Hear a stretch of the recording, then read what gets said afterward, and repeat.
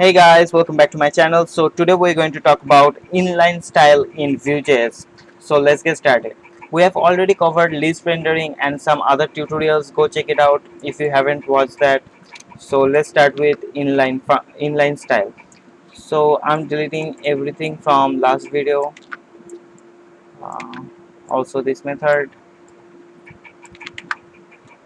So let's suppose if you want to add some property to an element like an inline style. So let's suppose I'm taking a h2 here and type hello world, and if you want to add some css property to it, you have to bind the style function. So if you want to bind it, so what you have to do, you have to type colon and style and double quotation. Inside this double quotation you have to type that curly bracket, and inside this curly bracket all this property will be written here. So let's suppose I want to change the color to a green, so color equal colon and green.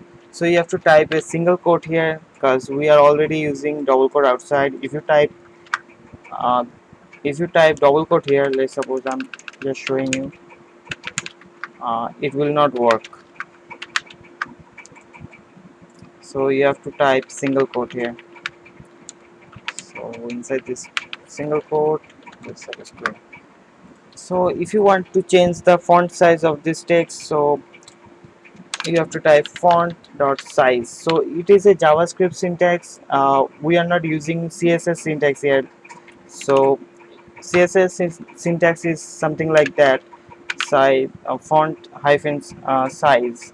So you have to type the JavaScript syntax, and let's suppose 90 plus and pixel.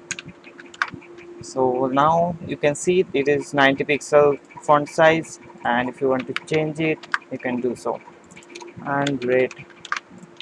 So this is all for today's tutorial, guys. This is the inline style in Vue.js.